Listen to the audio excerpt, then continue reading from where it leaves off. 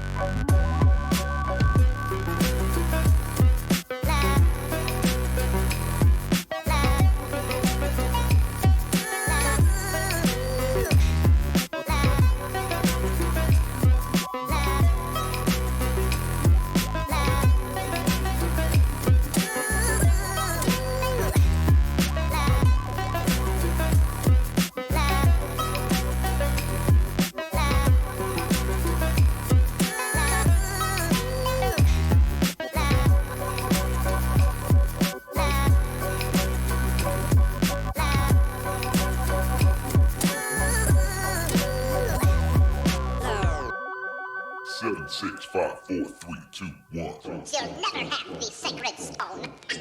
Oh, this you crazy mother.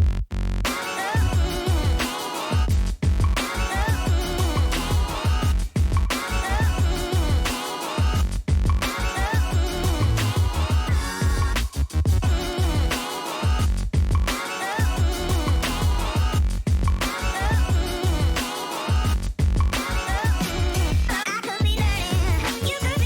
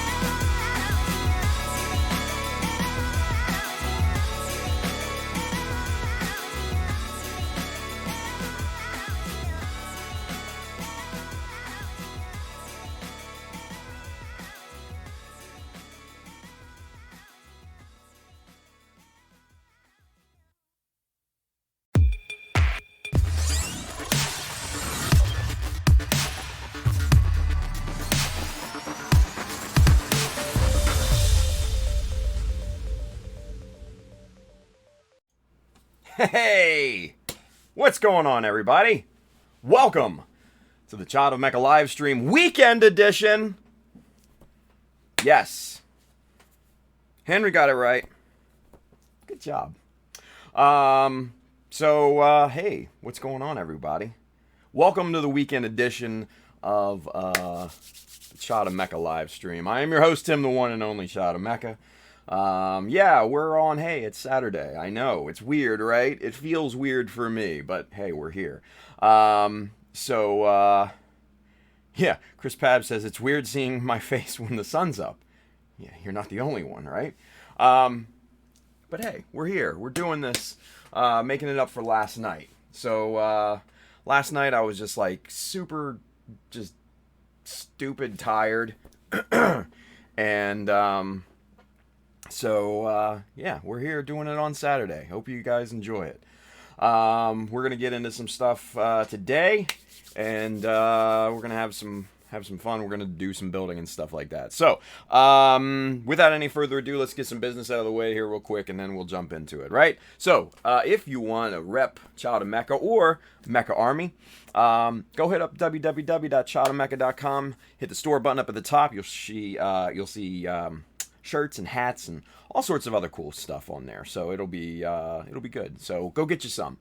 I hear they make great Easter presents. Food for thought, right? So if you are interested in any of the tools and materials that we are working with here today, almost I had to catch myself. I almost said tonight, but we're today, right?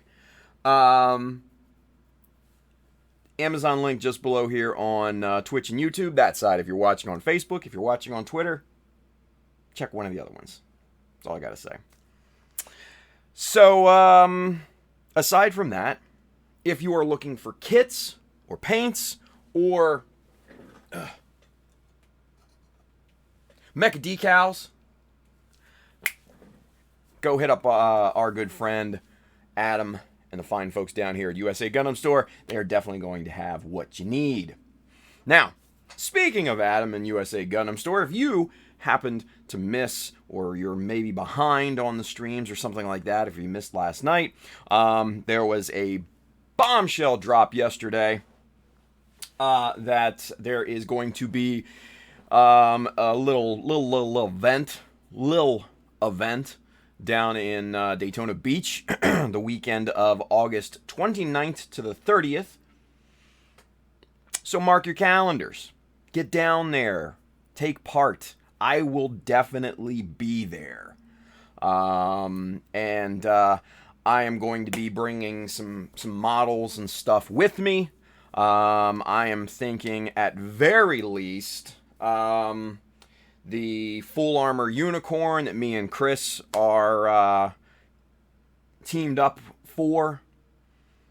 I told Adam that's USA Gundam Store is going to be its new home once it's done. So that will reside down there from here on out after it's completed. Yeah. So that'll be fun. Maybe I'll bring airdrop. I don't know. We'll have to see. Oh, that NZ. Oh, Neo Xeon will be there. Word. So you can see the team up together. That's what I'm talking about. And Chris Pabs will be there. He got the invite. You know what we're talking about. Anyway. So mark your calendars. August 29th and the 30th. Okay? Be down there. Be in Daytona Beach, Florida. It's going to be awesome. You're literally 1 hour away from Disney World. So make a vacation out of it. Right? Either, excuse me, start the first 2 days of your vacation in Daytona Beach and hang out with us at the USA Gundam Store event. Or have a fun for a week in Orlando or something like that, and then spend your last 2 days of your vacation with us. Like, that's a perfect vacation. Might as well do it. You might as well do it.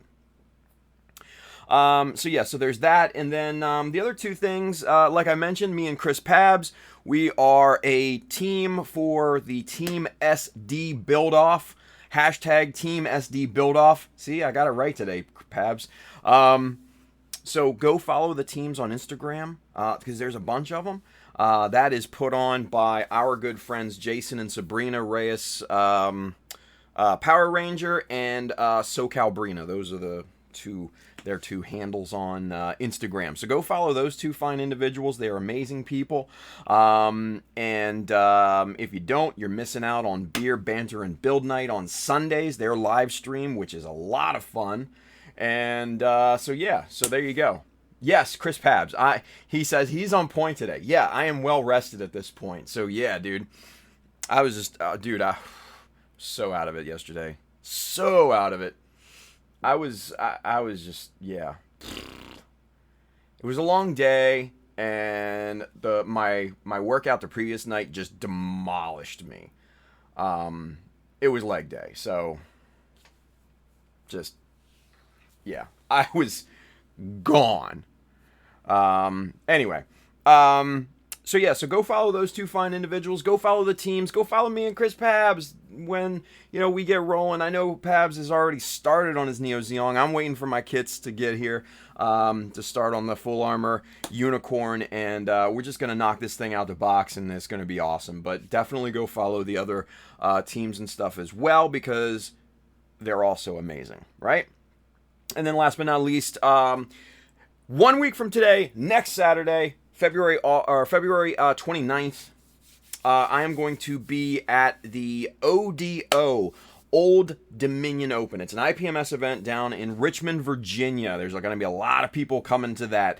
Mr. Joel, True Gunpla, Bailey, our boy, Mr. Kamal Zeta, let's see, Nick, Macho Models, Justin, Justinius Builds, let's see, Donnie, Art Inc. by DB, Nick, Nickel Models. I know I'm probably missing some other folks, but just saying, go and it'll be awesome. I think Mr. John Bias will be there. I think some other people are going to be there too. I can't remember off the top of my head. But definitely try to come out to that, because it'll be pretty damned awesome. Yeah. I am bringing that guy right there, the Blue Destiny, with its fresh as shit base. Sorry, YouTube. But that'll be there on the table and the whole 9 yards. I'm still weighing my decision on whether to bring airdrop or not. I'm probably not going to bring airdrop because I want to add some upgrades to it. Yeah, some upgrades. Mainly lighting. Because if anything, if I learned anything from GBWC, the World Finals, I learned that lighting on airdrop is crucial. And that's probably one of the main, if not the main reason I scored probably so low and I placed so low. Because the light is coming from the top in those cases, right? And there's 3 big parachutes blocking all that light, so it's just basically casting a big shadow. So if I had some light coming up from kind of lower than those, then the entire model would have been showcased a whole lot better. So that's kind of what I'm planning on doing. Just kind of adding some lights or a lighting element to the base. So yeah. So that's the plan for airdrop at this point. So I don't think I'm going to be bringing that to ODO. So yeah. But the Blue Destiny will be there, and it's awesome. It's one of my personal favorites, honestly, if we're keeping score. Excuse me. Zero Kai, Mr. Nathan, what's going on? He's got a question. Is Purple Power good for getting rid of the mold release on resin kits? It's okay. Purple Power is a bit watered down for my taste, and so it takes a bit of time for that to work. Now, as Rusty and Chris Pabs have so wonderfully suggested, Zep Fast 505. That's what I suggest.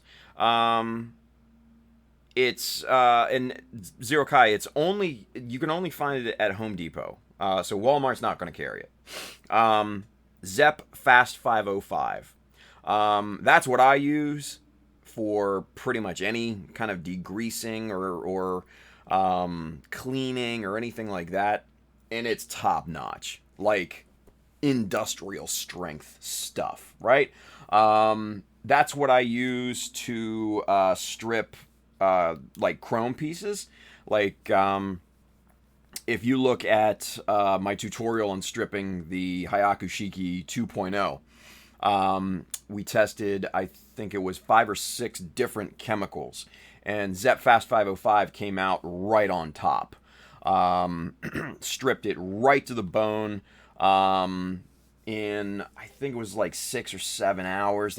I got a time lapse on there as well, so if you've missed it, www.childofmecha.com, hit up the tutorials, it's in there. But we tested out other things like 91% isopropyl alcohol. We tested, like, I think it was Simple Green. I think I actually might have tested Purple Power. I forget. But Zep Fast 505 came out like completely on top, like head and shoulders over the next best option. Yeah, just forget about it. It was no contest at that point. And since it's a degreaser, it's also great for getting mold release off of resin kits. It's just hands down the best. Now, aside from that, what you can use for cleaning resin parts is 91% isopropyl alcohol. Personally, what I would do is to first use Zep Fast 505. Let it soak for probably about an hour. Brush, use an old toothbrush and brush those things off. Then, next step, use some wet sandpaper and that Zep Fast 505. Use that as your liquid for wet sanding. Instead of water, use Zep Fast 505, because that'll do two things. Not only will it smooth that surface to a baby butt finish, it'll also get rid of any stubborn mold release on that surface, right? So you're essentially knocking 2 steps out with one process. And that just works wonders. I did that on this guy here because when I refurbished him, the paint was just kind of falling right off of that resin conversion kit, right? Now, when you're done, obviously you're gonna want to rinse all that degreaser off of there and get it really, really nice and clean. Excuse me. Now, once that's dry, the last step, and this I think is going to be one of the more crucial steps, is to soak that in 91% isopropyl alcohol, because what that'll do is that'll cut any of that degreasing residue off of that resin. That resin will be pristine at that point. It'll have kind of a nice flat feel to it. And at that point, you want to use rubber gloves. You don't want to touch it. You don't want to transfer any body oil or anything like that onto that resin, because that surface is going to be perfect at that point. Spray your primer on there. Still wear gloves. Paint, the whole 9. You're good to go. If you have problems at that point, call a priest, because that resin is possessed by the devil.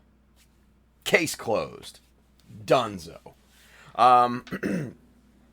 You should have zero issues if you follow those steps. Like, that is the nuclear option. Let's put it that way, right?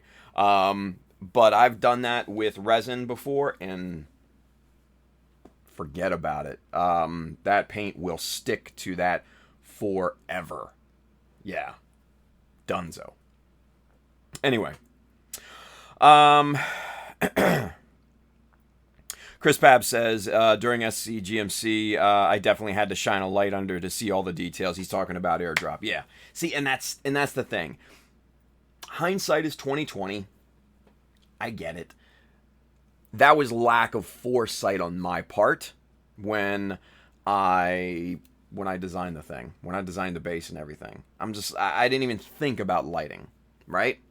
I just thought, oh man, having parachutes would be awesome. But then I didn't think about, oh, it blocks the light. So, that's what you get. 10th place. Spider2K2, Mr. James 2.0. What's going on, James? He says, can Zep fast 5... Oh, wait. Almost forgot. Haha, yeah.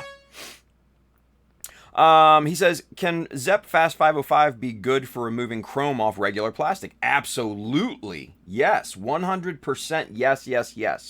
I've done it, like I said, to the Hayakushiki 2.0. You can, any chrome Bandai kit, 100%. Yes. The thing about stripping chrome off of Bandai kits, and this is kind of the big thing, the crucial point, is that it has to be a degreaser. That's the secret sauce, right? I don't know what chemical is in degreasers to make it the magic stuff, but that's the thing. So if you look at some of like the other options, like brake cleaner, easy off kitchen cleaner, they're all degreasers. They all have a degreasing agent in them. That, I think, is the absolute key. So 100% yes, James. You can absolutely use that to strip kind of chrome off of regular plastic. And it should work. Just give it some time. Like I said, the Hakushiki took about 6 or 7 hours for it to completely strip off. And you can see the time lapse on the website, on the tutorial page on my website. It's freaky because you can see it just eat away and just kind of just dissolve off of the plastic. And the plastic's pristine. Like, I have the stripped Hayakushiki. It's sitting right over there on my bench, and it's been sitting there for probably a year or two at this point. No ill effects to the plastic. Zero at all. It doesn't get brittle. It doesn't get soft. It doesn't get spongy. It's perfect. So, yeah, I highly recommend Zep Fast 505. So, yes. Let's see what else. Let's catch up with this chat here, because y'all are talking a mile a minute here. Zero Kai says, I might have to wait until next paycheck to get the Zep Fast 505. Spent too much money today. Nice. I think it's like $5 to $7 for a big gallon jug of it. So, yeah, it's totally worth it, dude. Let's see. Z and Luis are over there on YouTube. What's going on, gents? Sorvan, he's over there on Twitch, holding it down as always.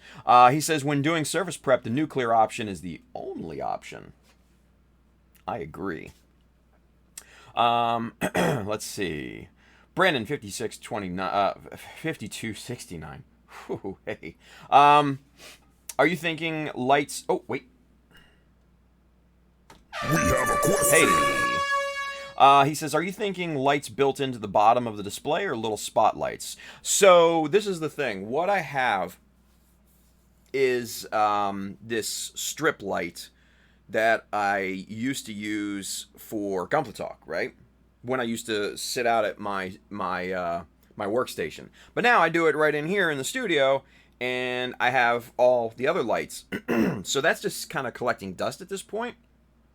So what I did was I wanted to test it to see if it would run properly on like a battery, like a portable recharging battery, like like the kind you put you stick your phone in, right?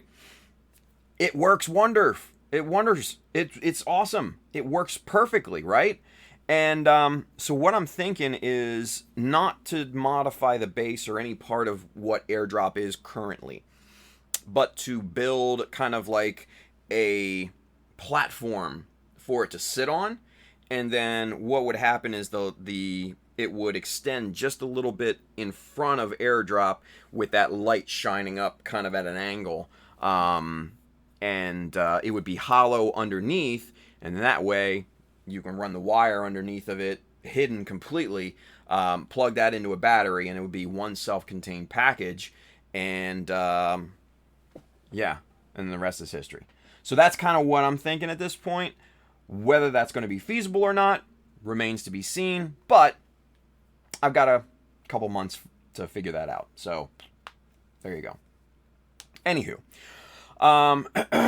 the main thing that I wanted is for it to run off of a recharge, like one of those big batteries, right? Because those last forever.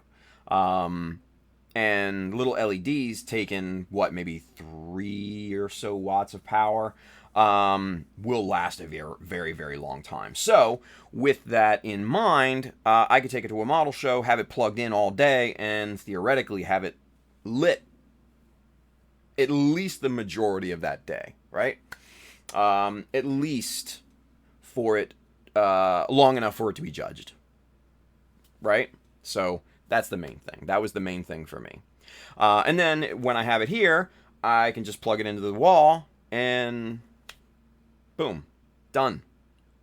So, yeah. Let's see. Excuse me. Superset5, he's over there on Twitch. He's got a question. He says, how should I go about adding more length to the 3.0 V-fin? It's just so small, like the 144 small, that just won't do. Okay, so he wants to add more length to the V-fin. Yeah? So, man, what I would probably do, and that's gonna be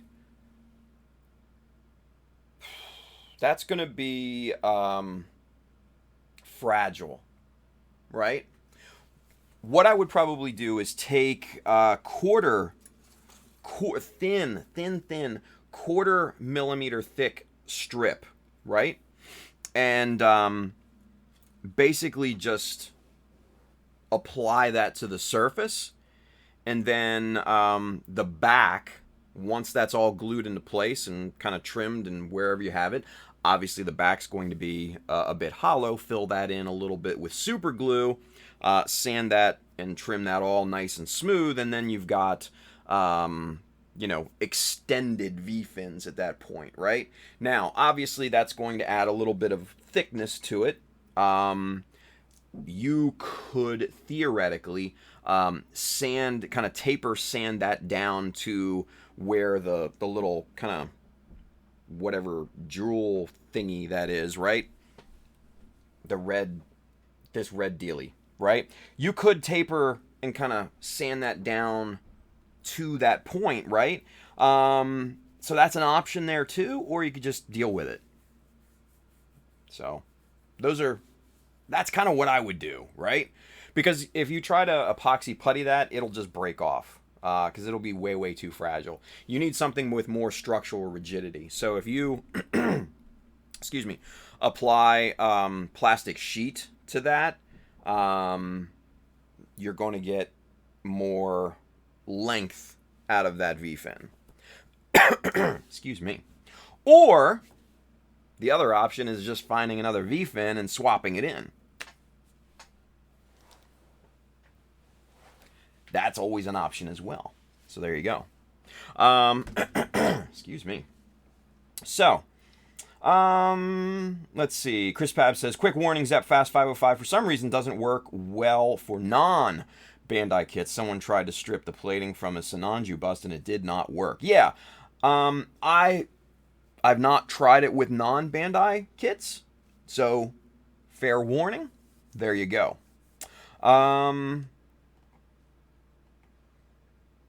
Had to go. Okay, so Sean Z agreed. My Astray bust Zep did nothing. Had to go full lacquer thinner and strip one piece at a time. Whew. Talk about nuclear option. Excuse me. Let's see. James 2.0. Good to know. I am planning on using it to remove the chrome off the swords off of Astray Noir kit I'm working on. Yeah, you should be fine. Should be fine. Dragantha Ben, what's going on, buddy? He says have to try this on the next recasting project. There you go. Yukio13 is over there on Twitch. And let's get you one of these. We have a question. Hey, got a lot of questions today, right? It's turning into a Q&A. Look at this. We're already 36 minutes in. All right. But they say, what's your thoughts on Armored Komodo pigments so far, and how does it compare to other brands? So for pigments, there are kind of two varieties, right? So one, there's obviously the chroma flares, which are amazing. But excuse me, but definitely not for, I would say, a beginner, right? They are definitely take a bit of finesse to use and a bit more knowledge in terms of application and stuff. They are a bit tricky, I will say that. Now, their other pigments, just their weathering pigments and stuff, amazing. Amazing. I love Armored Komodo stuff, and I love the boys at Armored Komodo because they're just so kind of dedicated to everything that they do. They're just, good folks, and yeah, I can't say anything bad about those guys because they're really, really cool people, right? And they just go out of their way to help if you need assistance, right? So yeah, shout out to the boys at Armored Komodo. What's going on, guys? So yeah, so I would say, yeah, they're great. They're absolutely great. They are dry pigments, so keep that in mind. So you're going to have to use kind of a fixative or something like that, and then obviously some sort of like fixing agent afterwards to kind of seal everything in, right? They're not like Tamiya where they have a bit of moisture and they stick by themselves. They are a dry pigment, so they're normal, more normal and kind of more run-of-the-mill, I guess, more normal. I don't know, whatever. Anyway, they're really good, really, really good. Whoa, Bish! What's going on, Woody? He's over there on YouTube. Let's see. Hendren says kind of like spotlight shining under. Yeah, kind of when we're getting back into the... I'm still catching up on the comments, guys, so bear with me here. So yeah, so kind of pointing up and casting light onto the model from underneath just to give it some light, right? Ultraman Dyna, Mr. Luis, he's got a question. Let's get you one of these. Boom. Hey. I have a question. Good. I might have an answer. He says, I've heard that you can use Mr. Hobby leveling thinner with Tamiya paints. Is this true? And if so, what effect does it have on their water-based paints?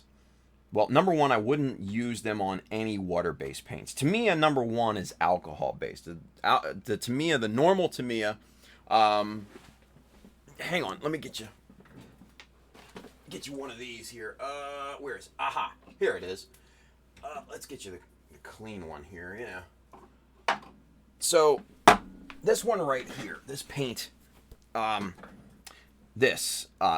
normal Tamiya acrylics that you can find anywhere, these are alcohol-based. These are not water-based paints. So don't add water to these guys because it'll just end up a muddy mess, right? But these, yes, you can absolutely use Mr. Leveling Thinner in these. This one, because it's marked with an X, is already mixed with Mr. Leveling Thinner. So I already did that. And the reason why is because, and it's just a happy little coinky-dink that we have the Blue Destiny here, but this, the blue on this is actually Tamiya blue, you guys, mixed with Mr. Leveling Thinner. And it's amazing. Amazing. Because, this is the thing, it mixes perfectly, it sprays awesome, right? You don't have to worry anymore about spider webbing in most cases, unless you're running like a stupid high PSI or something like that. It lays down beautifully. It levels just like, Mr. Color. And the coolest part about this is that the Mr. Leveling Thinner imbues this with almost like a pseudo lacquer type of characteristic, right? So it cures much quicker. It has almost the same durability as Mr. Color, and it's super, super smooth. It is the one of the best combinations out there. Cool thing is that it opens the entire color range of Tamiya to you, in addition to Mr. Hobby. So I know that, obviously Tamiya here in the States is way easy to get because most hobby stores carry Tamiya the full range. So, yes, absolutely 100%. You can absolutely use that. I highly recommend it. I've also used it on my two little bear guys, and I also used it on the Gundam version Logic. Like that, all that white on there is Tamiya white mixed with Mr. Color Leveling Thinner. It's really good, really good. So let's see. Man, you guys are going crazy with the questions and comments, but I like it though. Keep it up. Let's go. Wobish, what about a spotlight effect like coming from the ground, i.e. a D-Day, airborne dropping into Europe? Yeah, that would be cool, but I have kind of a strip, an LED strip already, and it's adjustable lighting, so I can adjust the amount of light or the brightness. So, yeah, I'm going to use that, right? But, yeah, and Hendren says, that sounds like a nice idea, kind of like having the post lights more like explosions, right? Yeah, and I kind of had thought about that when I was first designing Airdrop, but it just, I wasn't with it, you know? I think it would have been cool if it was presented in a different way, if the base was different, if I had more room to play with, right? Rather than 50 by 50 by 50. But, yeah. So, yeah. So, there you go. Let's see. With random explosion. Yeah. Chris Pab says, I'm using Zep Fast 505 to strip the Hayakushiki for a unannounced project. Oh, mysterious. Let's see. Chris R says, can also use Ready Strip, removes all paint and plating. Just make sure you seal the part in a bag and get the air out, or you will ruin the plastic. Hey now. Dean, what's going on? He says, peculiar time to be streaming, huh? Yeah, we're making up for last night. Last night I was dog tired and we kind of just ended very early, so we're just kind of making up for it. Chris Pab says, I used Arcom Chroma Flares on Exia. Amazing garage kit. It's great for smaller pieces, but larger pieces will need a lot more patience and even application. 100% I agree. Rusty says, I just have a general question. Okay. We have a question. Well, I might have a general answer. He says, I just have a general question for anyone here. Has anyone tried using Gaia Notes P01 multi-surface primer on polycaps? I probably wouldn't do that. Mainly, and this is the thing, polycaps are made from, what is it, polypropylene, I think? I could be wrong. But anyway, it's a flexible kind of plastic, and when that plastic flexes, that primer will just flake right off. What you need is a what's called like a adhesion promoter, right? And you can find these in most automotive stores. You know, you just spray it on and the paint will stick much, much better to it. Now, that won't avoid it cracking, but it will adhere much, much better. So if you're careful with the polycaps, you could get away with it. But then you could also use some sort of kind of latex paint or something like that, or some sort of flexible paint, something more like a Vallejo or something like that has a little bit more give to it and a little bit more, I guess, flexibility. Shut up. Turn her off. Damn Alexa. You want to see like 20 geeks go crazy? Hey Alexa. Like 20 Alexas just went off. Anyway, let's see. Chris Pab says, yeah, I use their multi-surfacer on metal detail parts. However, I would recommend painting, would recommend painting polycaps? I don't know. I wouldn't recommend it, but hey, Bob's your uncle, right? Let's see. Rusty says, of course, most paint just flakes off polycaps, but I saw a video of a Japanese YouTuber who used product and he flexed it back and forth 100 times with no damage. Interesting. That could be interesting. Yeah. Oh, Chris Paz says, I meant would not. Very good. Let's see. Braillebitter, how is the cleanup on those Tamiya? Oh, dude, just the same as Mr. Hobby. Use 91% isopropyl alcohol, strips right off. Done. They're great. They're really, really great. I can't say enough good things, right? Let's see. While the primer is flexible, it'll make the polycap brittle. Ooh, yeah, that ain't good, right?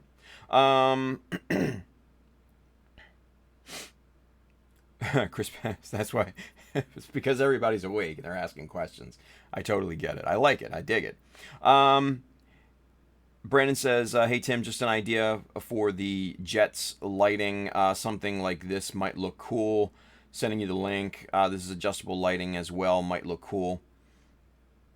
Let's see. Hi, Craig. Tim, is your top coat always decanted Mr. Hobby? Oh, we got... We have a question. Hey. Yes. Yes, it is. I strictly use Mr. Super Clear. It's Mr. Super Clear in the gray can, and that's all I use. Now, mind you, you can get the UV cut in the jars and stuff like that. And from what people have said, the Mr. Super Clear is just the same thing as like the other clears in the Mr. Hobby line. I can't confirm nor deny that, so I'm just sticking with what I know. And plus, I got a bunch of them in the out there on the shelf, so that's what I use. But yes, for gloss coating, 100%. I don't cheap out on shit like that. I don't use Future or any of that garbage because that's just 100%. It's all Mr. Super Clear decanted. Yes, mixed with a little bit of Mr. Color leveling thinner just to be on the safe side. Let's see. Oh, word. Okay. Henry just sent me the link for, I guess, that Japanese video or something like that. So I'll watch that later, Hendren. Thank you, buddy. Excuse me. Sorvan says, polycaps are polyethylene. See, I knew I got that wrong. Marked as PE in the manuals, and yeah, nothing sticks to polyethylene like nothing.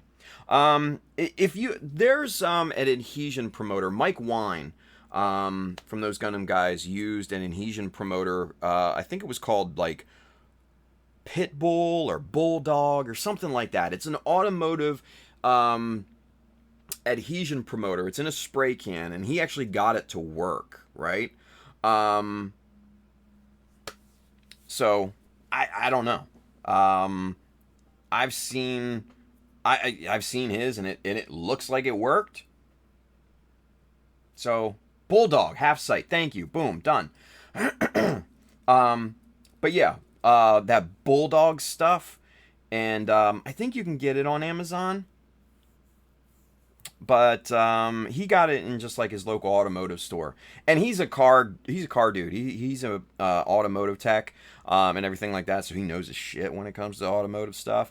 So I trust him fully when it comes to all that. But yeah, so seems like it works. Half Sight says prop makers use it a lot, so yeah, I mean it's worth a shot, I guess, right? Me personally, I just cover it up with a plastic cover and call it a day. But that's just me. Let's see. Rusty said, hence why I am asking if anyone has actually tried it, as this video I watched seemed very promising. Hey. Alright, let's see.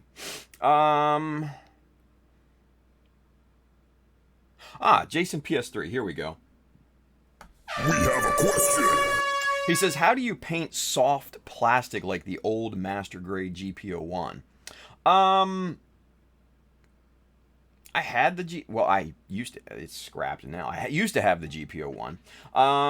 It's softer simply because of the chemical makeup, right? It's the same polystyrene like they use in today's models and everything like that. I just think it's a different chemical makeup, a different recipe for it, right? You paint it just the same way as you paint polystyrene today, man. Primer, paint, boom, Bob's your uncle. Let's see. Chris Pabs will be back. He's got to walk some doggos. Have fun with that.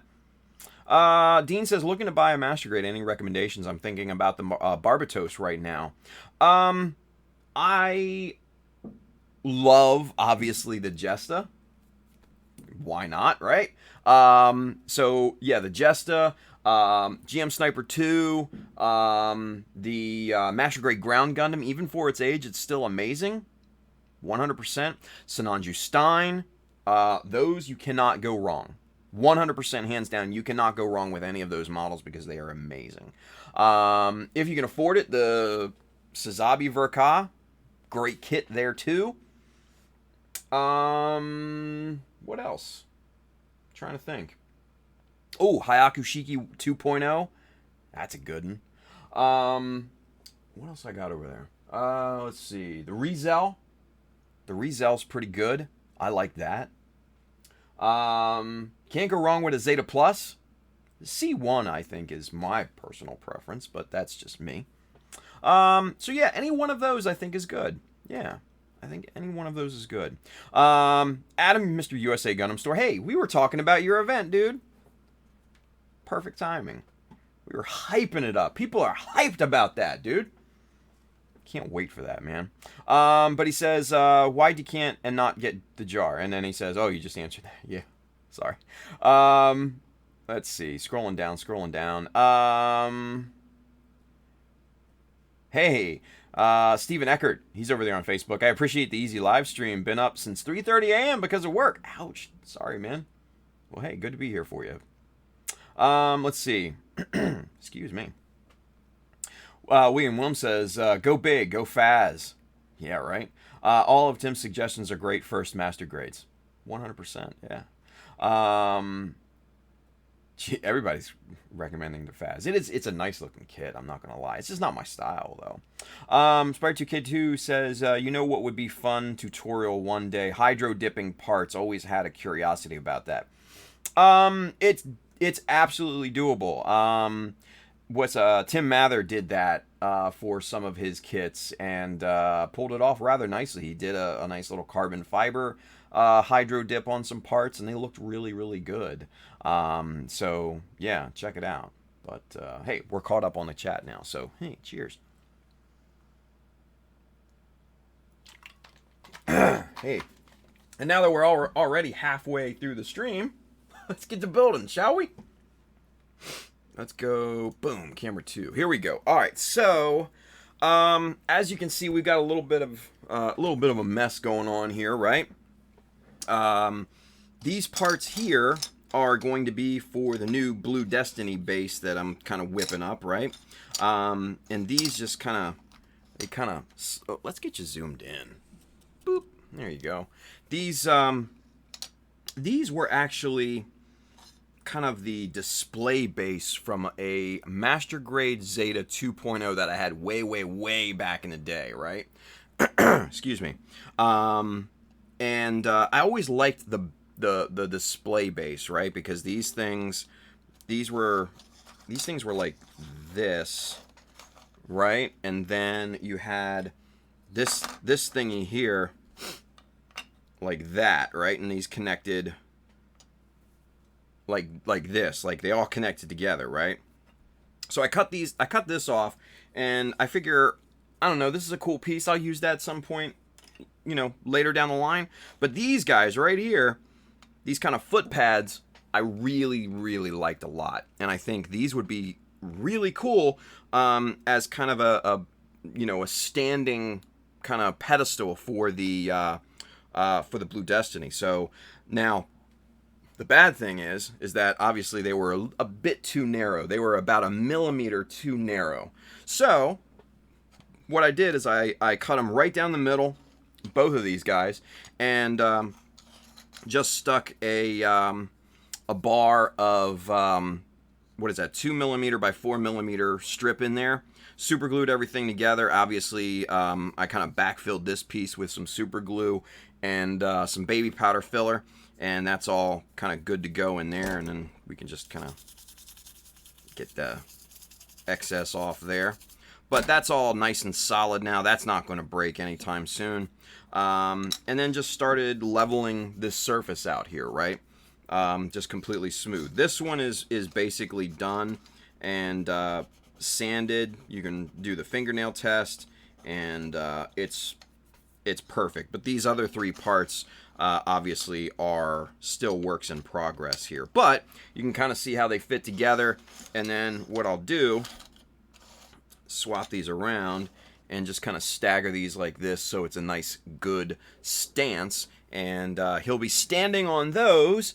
And I have let's zoom you back out here, and I had this base blank already set up from a previous tutorial that I did on base blank, so check out chadamecha.com if you're interested in that. But I had this all set up. This was just sitting on the shelf, so I figured I might as well use this. And we've got some of these little resin greeblies that I casted, and we're just going to use a bunch of those. We're going to use these, some plastic sheet, and we're going to do this up real quick, paint it, and boom.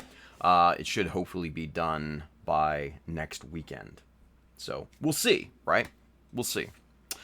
Let's see. Hey, Simon Lamb. What's going on, Simon? Good to see you, buddy. He says, used to use Gaia Notes multi-primer for hard-to-paint surfaces. Good to know. Good to know. Let's see. Dean, part count 0. Yeah, so far, right? But he says, I'm looking to try some LEDs with his first model. Yeah, the Jesta is one of those units that has the light, the light kind of void in it, if you will. And this is the Jesta upper part, and you can see right in here this nice cavernous opening in this little deal right here. The battery pack and everything slots right into there, and then this thing just pops right in there, and the neck is transparent, so it shines up and through to the head and everything, and it makes a really nice presentation. So this is actually the Justa body that I'm modifying and everything like that. But yeah, it's a pretty cool little kit. I highly recommend it if you don't have one. I have 2. I've got the Canon over there, and I'm working on a regular one now, and then obviously I did the airdrop. So I am particular to the Gestas. So, what are you going to do, right? Wobish says, so Tim, are you going to a particular booth or table next weekend at ODO? No, I'm just going to be attending, man. I'm going to be a regular Joe.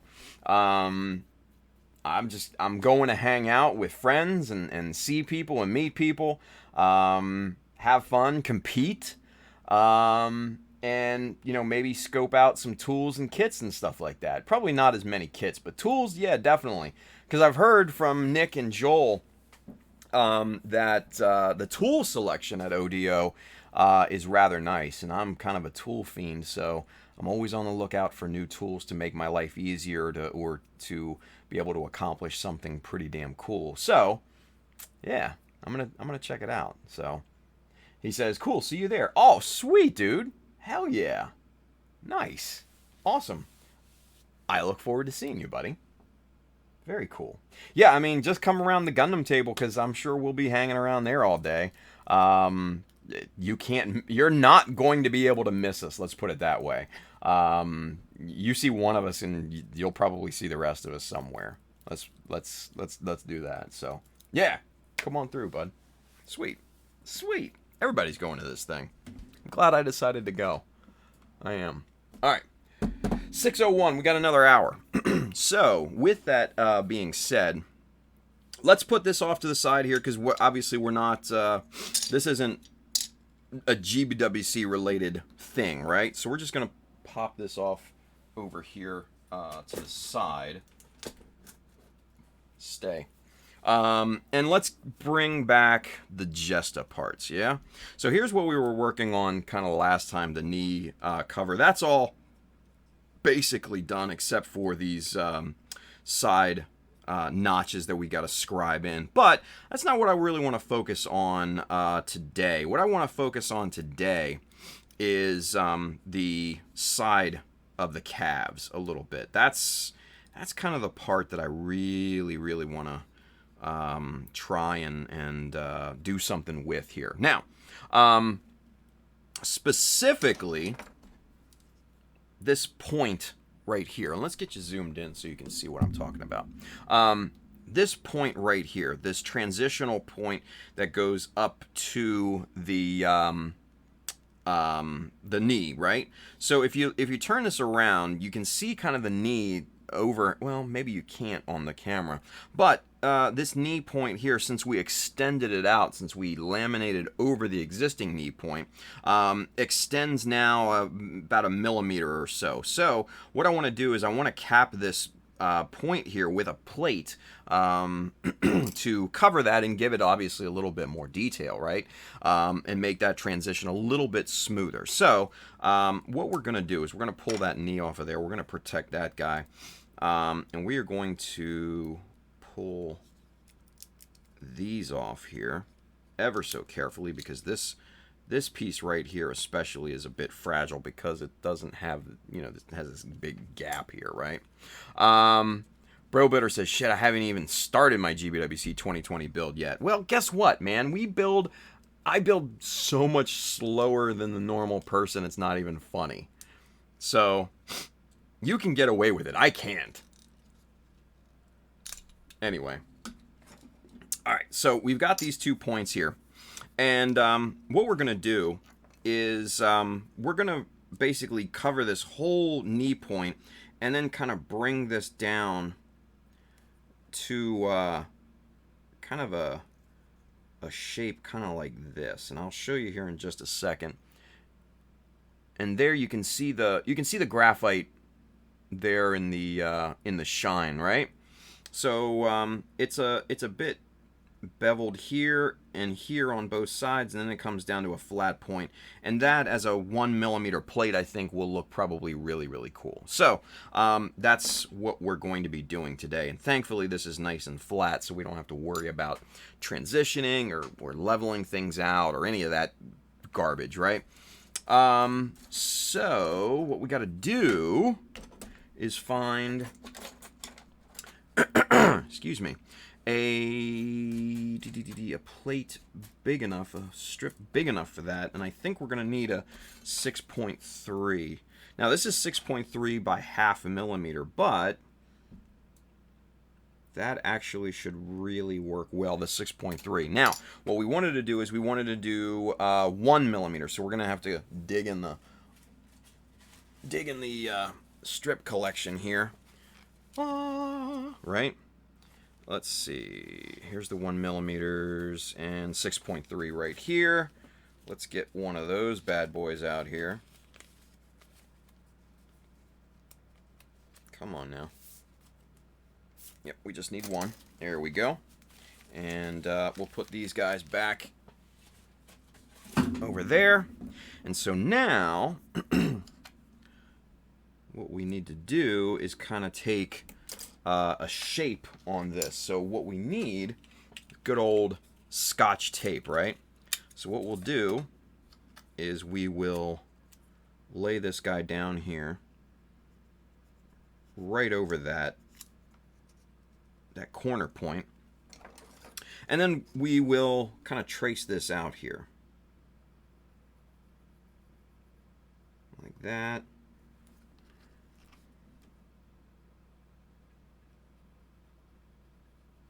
There. There. Okay. And then you have your perfect little stencil there, right? So what we'll do next is we will transfer that piece of tape over to this plastic strip like this, and we'll line up one edge with the edge of the actual strip itself, just like that. Now, that looks pretty damn good. You know what, I'm gonna place this at the bottom of the strip so we don't waste anything here, right?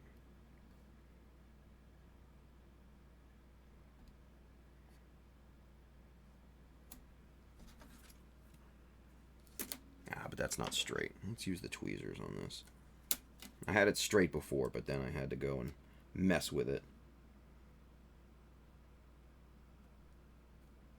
There we go. Now we got it straight. All right, cool. So we've got our stencil on here. We've got all this planned out. Everything is good to go. Let's see. Dragantha, Ben, he says, I have to reduce mine so I can finish it in 2 weeks now. Jesus. Plan's getting screwed, but next year it will be a bigger one. Dude, good luck, man.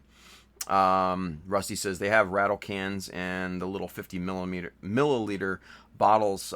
In that video, the guy tests the rattle can at the end, and it seems to work just as well.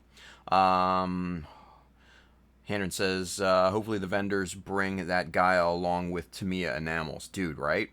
They had the entire selection of Tamiya enamels at Otaku ME when I was over in Dubai. So jealous. Shout out to Otaku ME. I'm tired of using testers enamels, aren't we all? Let's see. Luis says, I meant to reply using your name. Yeah, I am not sure when I will be able to make it out to Akiba. Yeah. Testers and Rusty says, testers enamels smell like my childhood. I still use them for nostalgia's sake. Whew. Yeah. Yeah, right? Jeez, dude. So, yeah, Handren says, I so want them. Dude, yeah, for real. For real. You're not the only one, buddy. You're not the only one. Anywho, all right. So let's get this thing going, shall we?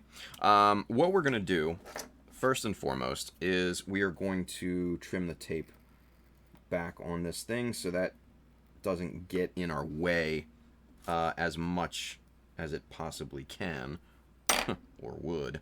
And we're going to toss that in the garbage. So now we've got this perfect little strip here. Now we're going to pull in our amazing friend, the chopper, because it's awesome. And let's get you wide out here. There we go. Boom, chopper. And let's see, what are we gonna do on this? We're gonna put in let's put in a half. Let's do a full millimeter bevel. So what we're gonna need is we're gonna need a 1/2 millimeter spacer for that, right? Because you double the width when you do a bevel like this.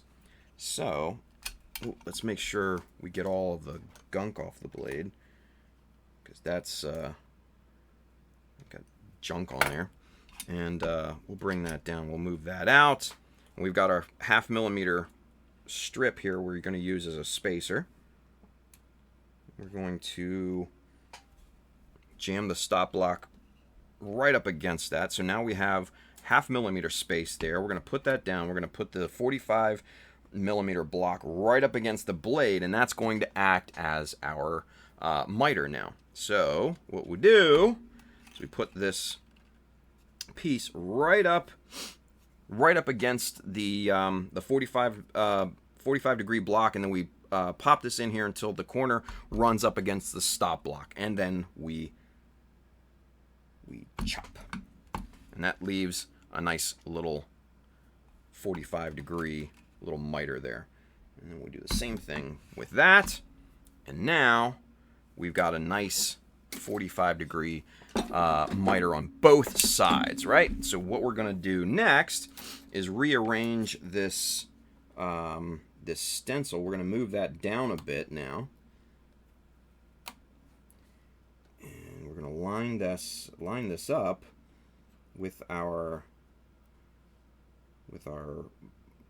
miters and our marks, and just like that. We're good. All right, so now what we need to do is we need to take our nippers here, and we're not going to cut out directly on the line, because that leaves way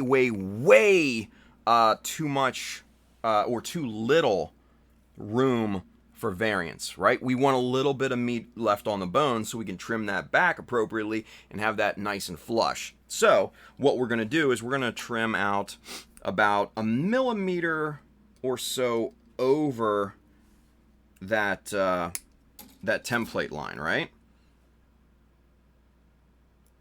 We're going to leave just a nice little border around that. Okay? So now we've got our nice little template here, and then we're going to line this bad boy up here right on the corners, and that looks pretty damned good, if I do say so myself. Just like that and that. Positioning is everything. And yeah, that will look pretty good. And then that'll leave us a nice space around to properly trim that back. So we'll do that here in a second. Let's get caught up in the chat here just real quick, yeah? Let's see. Let's see. Ben Grantha says, I can recommend the Alclad enamels, dry super fast and awesome to clean. There you go. Brandon says, saw someone on YouTube that used Tester's enamel paints, but then used a catalyzed clear coat. It dried like a rock. Well, yeah, those are like 2K clear coats, and yeah, I mean, you're basically talking about automotive clear coats at that point. The potential problem with 2K clear coats is that they are incredibly hard to try and strip off. They're not like Mr. Super Clear where you can just dip them in 91% isopropyl alcohol and they get, right off. They take some effort. Rewind that. They take a lot of effort to try and strip. So you better be 100% sure your shit is good to go before you spray that stuff on there. Just food for thought. But yeah, anything anything sprayed with a 2K kind of clear coat like that is rock solid. You'll never get that stuff off of there. So keep it in mind. Jay Lynch says, can you enter GBWC of a particular country if you're not from there? As long as you are a resident of the country, Jay, that's the stipulation. So there have been obviously people that have moved to other countries, and they, since they are residents of that country, now are able to participate in said country. So like, say for instance, Zach, right? Zach Aurelius. He's from the U.S., obviously, but he lives in Korea. But since he's not a resident of the U.S., he can't take part in the U.S. one. But since he's a resident of South Korea, he can absolutely and has taken part in GBWC over there. So as long as you're a resident of a participating country, that's all that it takes. So there you go. Oh, and Jay, I forgot. We have a question. It's a little late now, but whatever. Let's see. Hey, Studio Draven. What's going on, buddy? Yeah. He says, I so need to get a chopper. Also, hey, it's him. I'm secondary in that thought. Thanks, bud. Zero Kai, Nathan says, so my dumbass has been using masking tape to draw templates instead of using Scotch tape. Oh, dude, yeah. Use Scotch tape. It's so much easier. But this is the thing. Use the frosted Scotch tape so you can actually write on it. Don't use the glossy stuff. Use the frosted stuff. Yeah. Yeah. Damn you, Tim. Zero. Nice. Let's see. Dean's back. Hey, Dean. Saki Yard. Industrial stank not meant for scale modeling. Yeah, the 2K stuff. Yeah, that shit is just... Oof. Now, mind you that some companies do carry a hobby grade 2K. I know Splash Paints has some. I know Scotty SMS has a 2K option as well, that are for hobbies, for scale models and stuff. So, but still, there's still 2K clear coats, which are amazingly durable, but very, very hard to try and strip off of a model. So just please keep that in mind. I personally would not ever use a 2K, simply because I can get the same effect from Mr. Super Clear, with none of the negative aspects of a 2K clear coat. Just saying. Julie Stemsky, Sarge. Tim, what are your thoughts on the P Bandai Master Grade 1100 Gundam TR1's Hazel Custom? I think it's an awesome looking kit.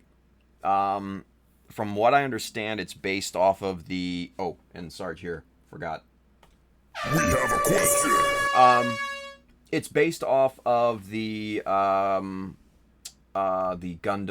the Mark II, the RX-178 Gundam Mark II, and that is a phenomenal kit. So the Hazel should be equally as good. So I wouldn't hesitate in getting it. So there you go. Jay Lynch, thanks for the information. You are welcome, Jay. Gumbler Ronan, Z. Also, clean your airbrush ASAP if you use 2K Clear. Oh, buddy, yeah. You don't want that stuff curing in your airbrush, do you? Lights out. Goodbye, airbrush. That'll ruin your day real quick. It's like getting resin stuck in your airbrush. It's just not coming out after that point, trust me.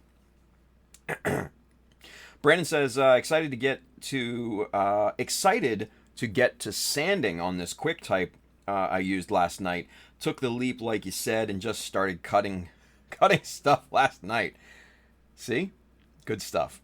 Chris Pab says, I've used Splash Paint's 2K Gloss Clear with some success. I used it on the Galgaigar resin bust. Was a bitch to clean out of my airbrush. Yeah. See, that's just another thing that I'm just like, I don't know about this stuff, you guys. I don't know about this stuff. I'm like, it's great. It's great if you have everything locked in to where you need it and you have zero intentions of ever needing to redo that kit or fix any issues or anything like that. If there's any question in your mind, hard pass. Hard pass. Because like I said, you can achieve the same effect and looks of a 2K with a simple clear coat. I can achieve a mirror finish high gloss from just proper surface prep. It's not hard. It's tedious, but it's not hard. And you just have to spray, spray the Mr. Super Clear appropriately. You have to know how far to go and exactly when to stop, which does take a little bit of finesse, mind you. But the same can be said for the 2K stuff too, because if you spray that stuff on too much, it'll run. Food for thought. Let's see. Zero Kai says 2K gloss is made to choke your airbrush out. Yeah. Oh, it puts it in a sleeper hold and won't let go. Hendren says, I'm old school when it comes to paint. If it works, why change it? I used to say that too, but then when I went to paint something and I'm like, I'm not too sure about this color combination with these little particular parts and stuff. I'm like, let me change it. You have a vision in your head, and sometimes it doesn't work out in real life. You know what I mean? So I'm not comfortable with 2K clear coats. That's just me. That's my personal preference. So, and if you guys were to ask me, I'd tell you, nope, never. Brandon says, I can see some applications for it, but it seems like other clear coat systems can give the same look. Absolutely. For like cars, like for model cars and stuff like that, it probably is great. The 2K stuff is probably the perfect, that's the perfect application type for a 2K, is like a model car. If you're doing like a candy coat or a high gloss finish, something like that, like on a supercar or a hot rod or a street car or something like that, perfect application scenario. For Gundam, no, not so much. Not so much.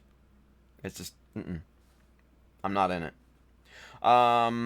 Silver Maverick, Ricardo's. Oh, you're streaming early. Yeah, dude. What's going on? We're making up from last night. Last night I was just dog tired and we called it a night very, very early. So we're just making up for it and we're basically answering questions and stuff. Like I've literally cut this one little part out tonight or today, and that's basically it at this point. So yeah. Let's see. Kenneth Sim, probably get a cheap airbrush for 2K clear, safer.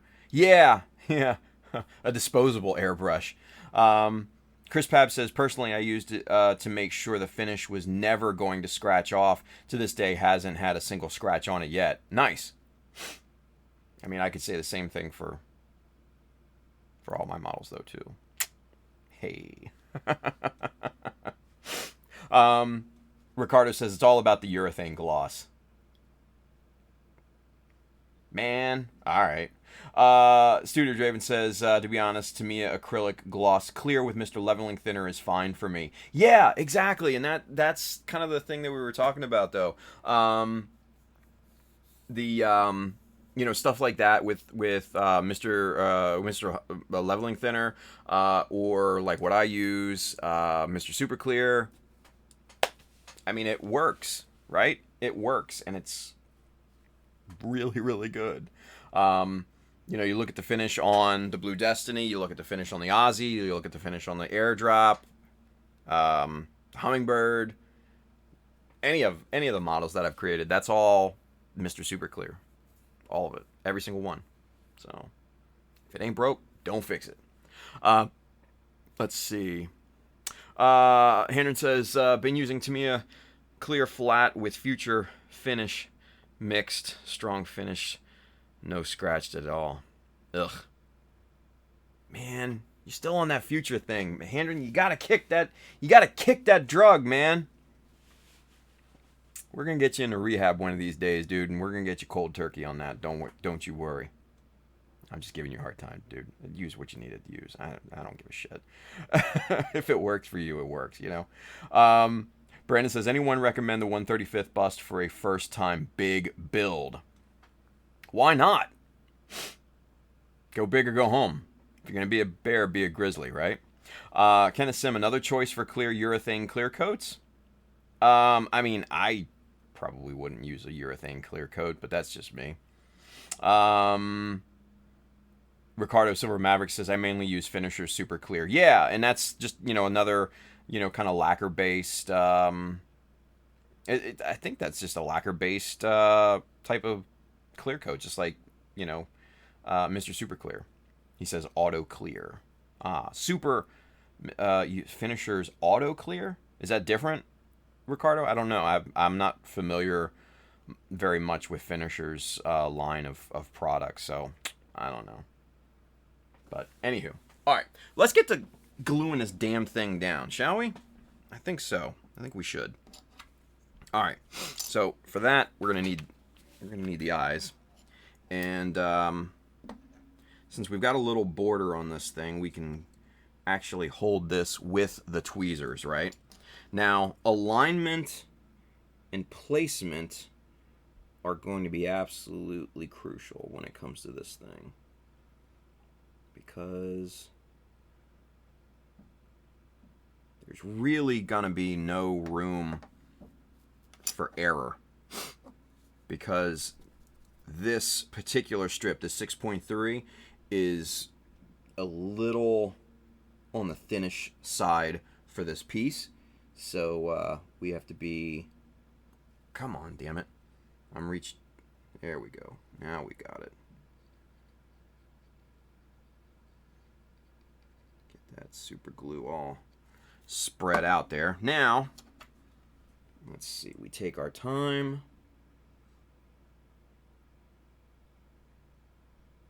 Right there.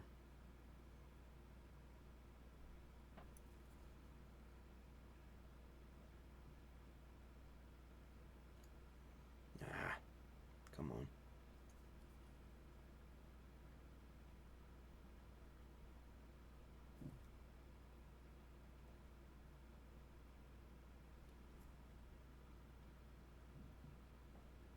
There we go. We got it. We got it. All right, so now we're going to hit this with a little bit of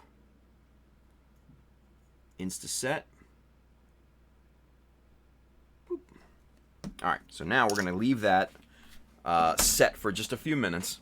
Let's get caught back up with the chat. Silver Maverick Ricardo says it's mainly car model paint. Okay, I got you. Yeah, finishers, the boys up in New York, Mikkel and Chris and Ray, they, I guess, made a big finishers order, and they're all about it. And I don't know, I've never gotten into finishers myself, so it's just, I don't know, it's harder to get, so I'm just like, whatever. Let's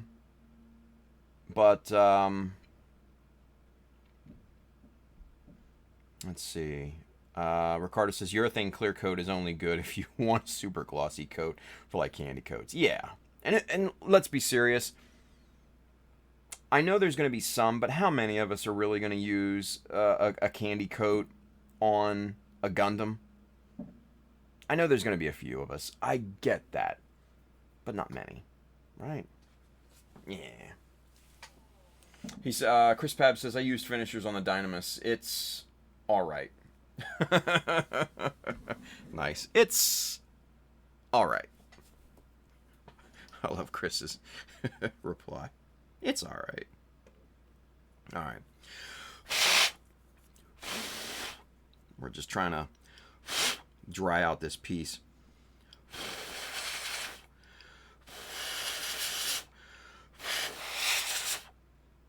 Just getting that Insta set off of there.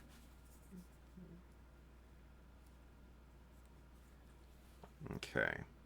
That's good. Good to go. Now we're just going to trim off kind of the low-hanging fruit, if you will, from this piece with the nippers. And then we're going to trim this off with the hobby knife here. So, let's see.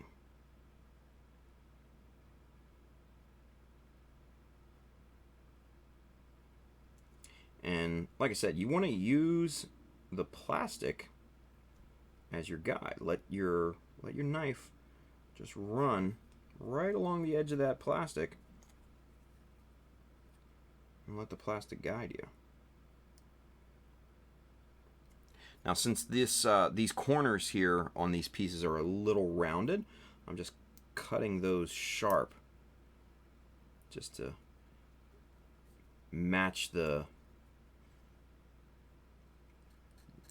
bevels and everything here.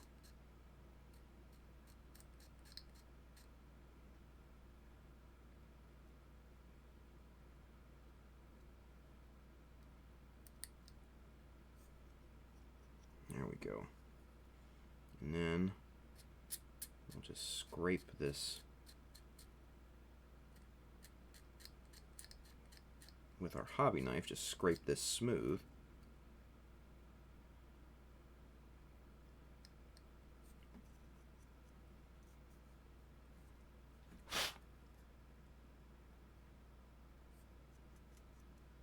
Just like that. So that's one side we got clean there.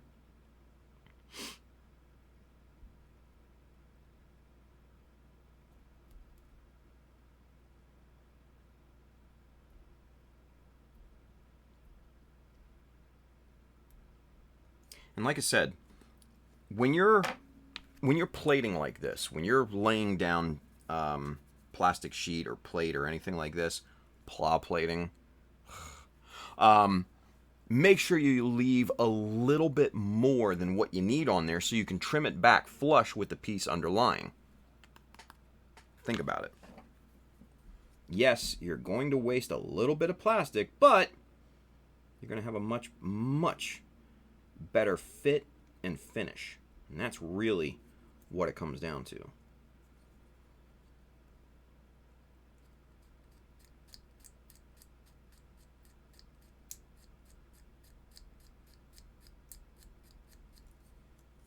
Okay.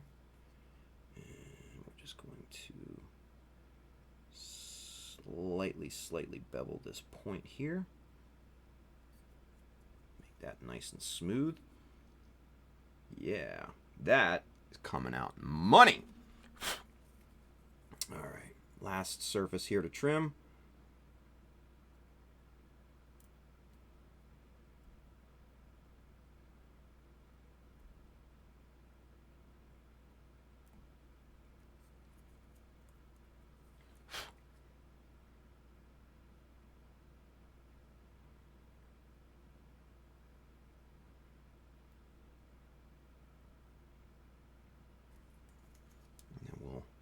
Sharpen this corner up a bit.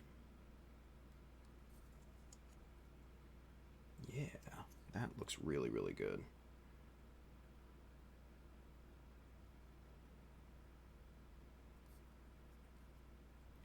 Okay, Now we will scrape this surface clean.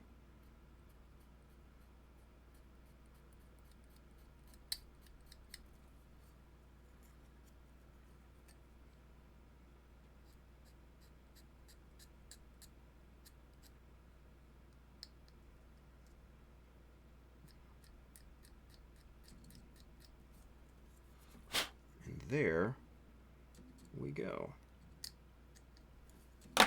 All right, rocking. So there's our plated piece, 100% finished.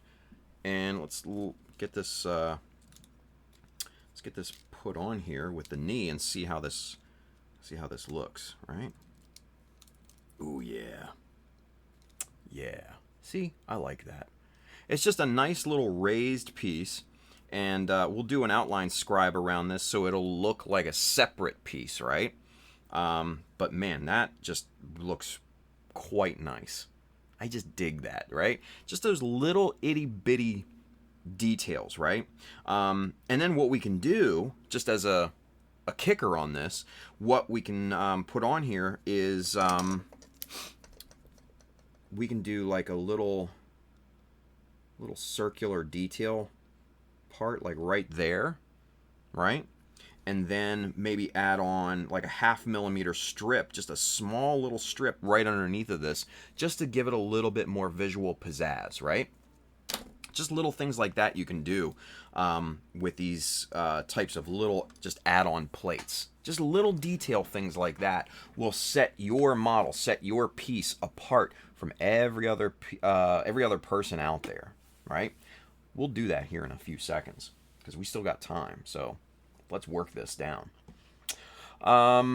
Let's see here. Let's get caught up real quick. Let's see. Chris Pab says, definitely weaker than Gaia and Mr. Color in terms of adhesion. Beautiful finish, but apply a gloss coat after every layer you mask. What? No. Hard pass. We're not doing that. So Finishers is just like, nope, not going to do it. And that's weird because, I don't know. Studio Draven says, I built it a few months back. Pretty much all of it was really nice fit, and it looks amazing even before it's painted. Now he's talking about, that 1/35th scale Sazabi, I guess that Brandon was talking about, or he might have referenced it earlier, so there you go. Stephen Eckert over there on Facebook, he says, off topic, but thank you for pronouncing my name right. You wouldn't believe how many people butcher it. Eckert? Really? See, and I'm usually terrible with butchering names too, and I actually got that right. So, hey. Thanks for watching, brother. I appreciate that. Good stuff. Luis says, have you used the green putty from Finishers? Oh, he's talking about Chris Pabs. I see. Let's see. Pabs didn't answer. At least I don't see an answer anyways. Oh, he went to walk his dog. That's why. So he's probably out. Anyway. Z's out. He's got to go watch Sonic. Have fun, man. I heard that's actually a pretty decent movie. Believe it or not. I don't know. Anyway, let's see. Handren says pla equals plastic, just like how there is a company by the name of Plastruct. I know. I just hate... All right. Let's get into it. I hate the term pla plating, you guys. If you guys haven't just heard me go off on this, I hate that term, pla plating. I know it's like the cool vernacular. I just hate it.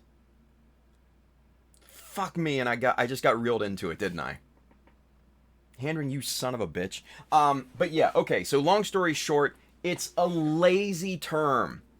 It's a lazy term. Pla plate is Tamiya's brand of styrene sheet. Everything else is like styrene. It's plastic. Fuck you, Handren. Dick. I know. But anyway, it's just like saying Gunpla is freedom. It's a lazy term. And for those of you that like it, look, I'm not gonna bust your balls on it. I just think it's lazy. I don't like it. Whatever. That's just me. My opinion. There you go. All right, we're done. I'm done ranting. I'm not going to do it anymore. Jesus. Can't believe I just got reeled into that.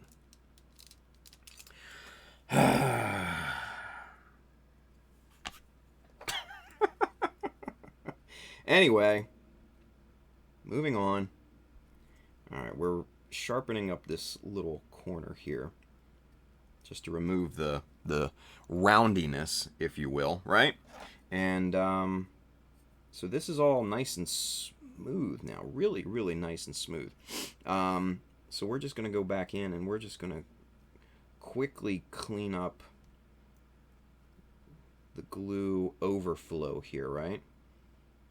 Because there's a little bit of squeeze out that we need to kind of take care of. And I will say, guys, if you have or see squeeze out, like glue squeeze out on your piece, please make sure you go back in there and trim that. Use a nice sharp hobby knife or blade and go back and trim that glue squeeze out, because trust me, that is a very, very basic thing that scale modelers should be doing, because it completely ruins any illusion of scale.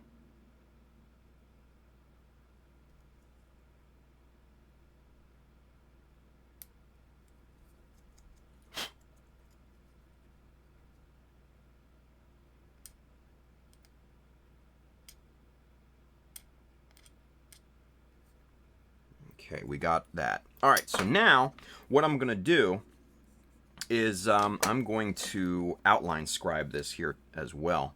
And I'm going to use a 2.0, or a 0.20, I should say. And that's what we're going to use as our outline scribe on this. And why we're outline scribing it is to give a look of separation. That's why. So I'm going to hit the corners first, and that's another reason why I sharpened those up and removed the roundiness, is to make this process easier. Okay, so there's that. Excuse me.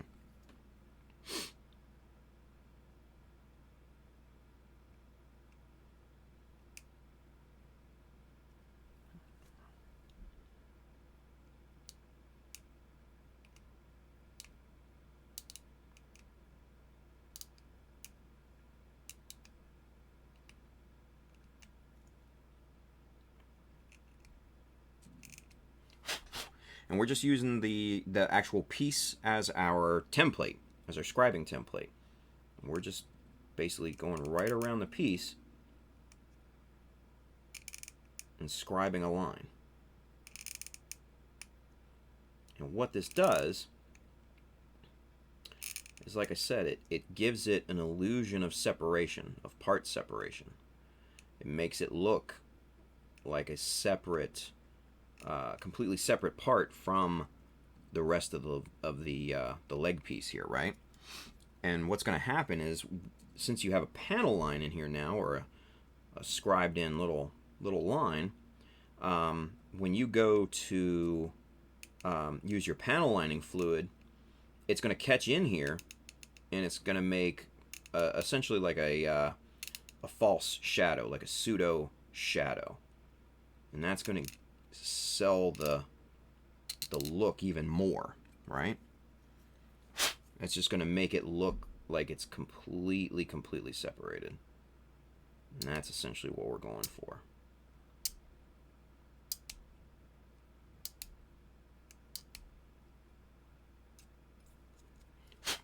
There we go.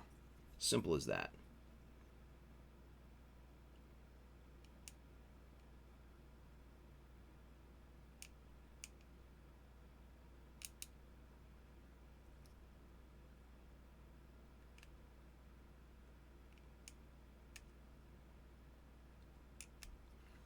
All right.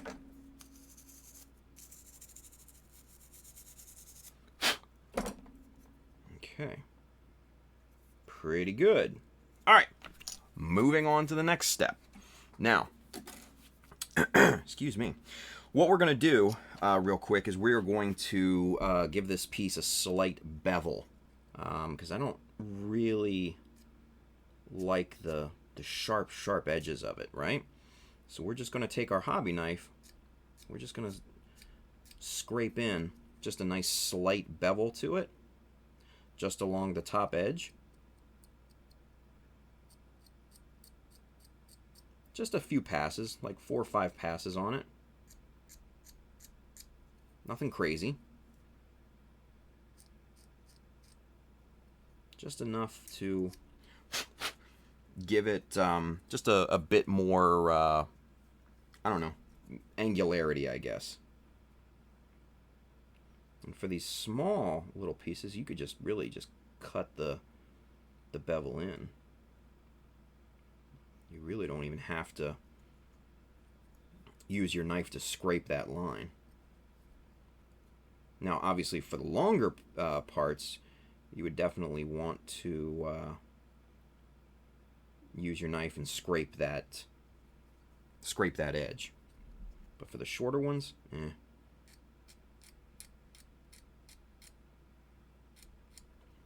I just would sooner cut that bevel in.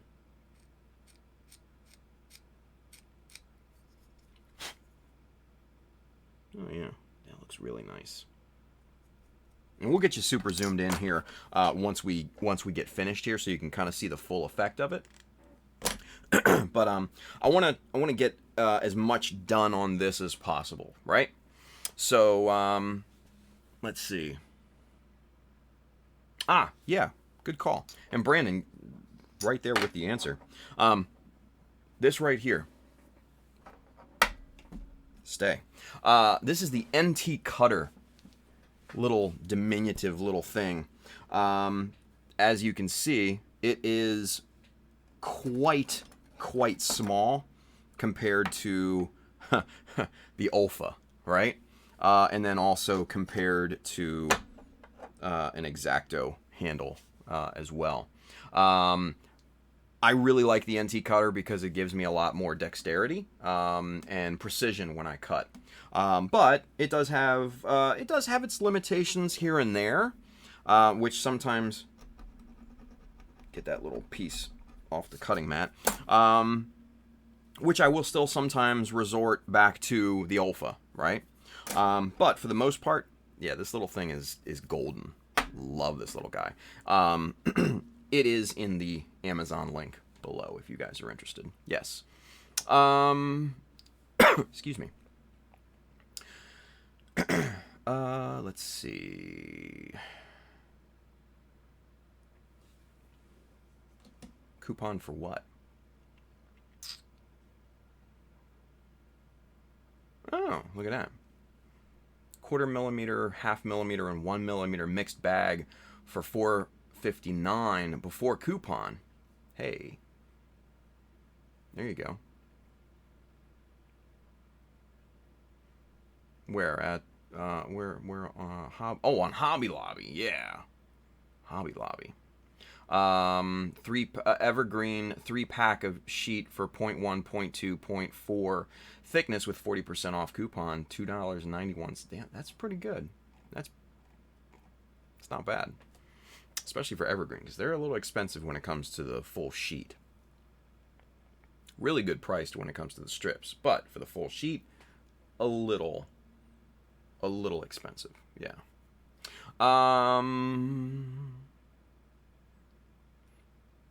the NT cutter knife. This is the 45 degree blade. That's the one that I like, because they're not as sharp as the 30 degree. And there's the difference between the two. 30 degree, 45. I like the 45. That's just my personal preference. Now, mind you, the 30 degree blades have their uses, but probably 90% of the time I will use the 45 degree blade. Brandon says, I like the NT with the rubber grip.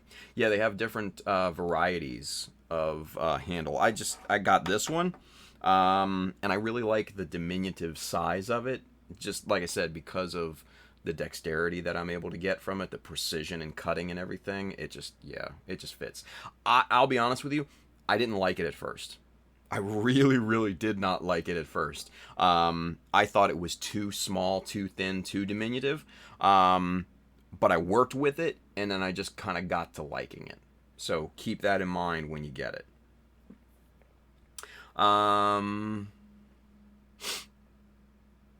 Michael... God, Michael, I hope I'm not butchering your name, buddy. Crumrine? I hope. He says, will you be at the IPMS show in Richmond this year? Yeah, ODO. Next weekend. Yeah, I will be there. 100%. Yeah. And I'm bringing the Blue Destiny with me. Yes. I will definitely be there. 100%. All right. Let's get this thing knocked out of the park so we can finish this up here. Now, what I think I'm going to do... Not quite sure what I'm going to do, actually. Decisions. Should it be a raised detail or a recessed detail?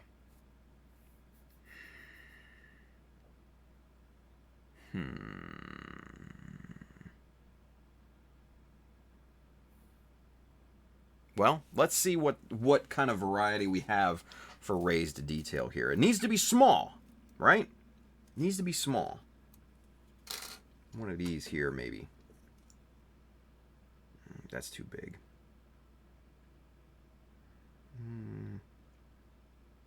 That might be too small. What about just like a little lump like that? I don't know. Although that's not terrible. I'm thinking raised detail. Screw it. Let's go with it. I'm thinking raised detail. Yeah. Raised detail it is. Just just to keep it a variety of things. I do like recessed detail. Don't get me wrong. Shit, now I'm looking at the metal parts and I'm like,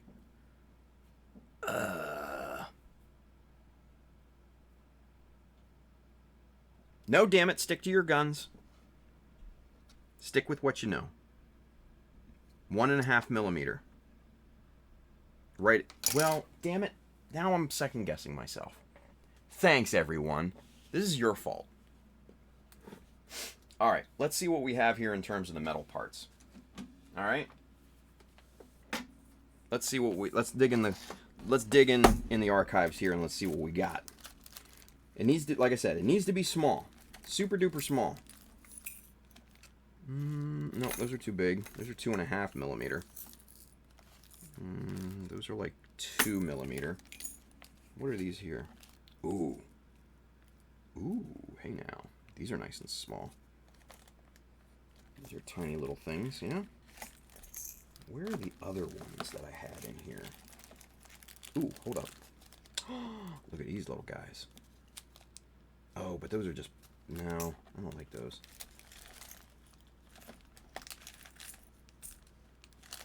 I have so many damn metal parts in here, you guys. It's not even funny.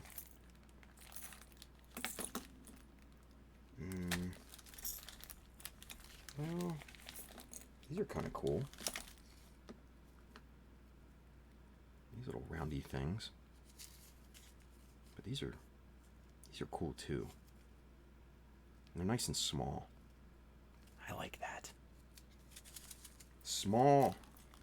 Illusion of scale. That's what we're chasing, right? Now, what I could do... Wait a minute. Ooh, hold up. Hold the farm. I could use one of these little simp details. Yeah? Sorvan. Yeah, you know what? I was thinking the same thing initially, right? The sewing pin trick. I was thinking that initially, but I kind of wanted to go outside the box on this one. I kind of wanted to be a little fancy, right? That's good for simple stuff, right? The sewing pin trick. But I wanted to be fancy. You know? A girl needs to shine sometimes. Let her shine. God. Going to hell for that one. Alright, I'm liking some of these. See, these right here, you're looking at 1mm, 1.3, and 1.5 on this particular simp sheet here. Let me see what those look like. Man, and they look kind of nice too. I'm not gonna lie. These are nice 1.8s.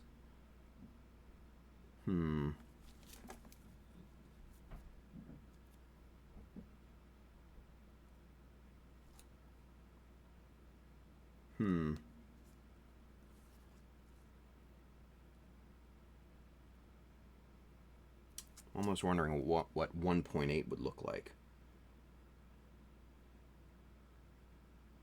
Man, but then you have some nice little rings here that would look cool too. Nah, you know what? I'm gonna go with my first instinct. I'm gonna go with these little guys. Yeah, that's what I'm gonna do. That's what we're doing. Decision has been made. What are these? Ooh, wait a minute. I didn't see these. Hold up. Hold the farm. Alright. Scrap that. We're doing these little guys. We're doing these. These. Yes. 1 point. Yep. Okay. Bingo. We done did it. We got it. Right, yeah. We done did it. Alright, let's get that out of the way. Alright, so. What we need to do is we need to be able to locate this thing appropriately on both sides all the way around, right? So, what that means is that we are going to use our scribing jigs as a locating device. And I'll show you how to do that here, right? Let's get that mark sanded off. Just like that, right? So, what we're going to do, let's find an appropriate sized one here. Let's see. No, that's not going to work there. Oh,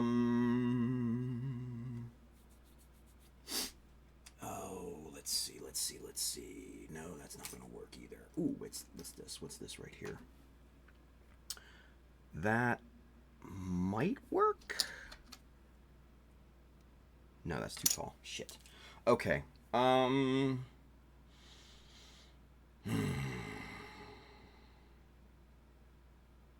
See, what we need is a 2mm by 1mm jig. And I don't have that exact size in my myriad of scribing jigs, right? Go figure.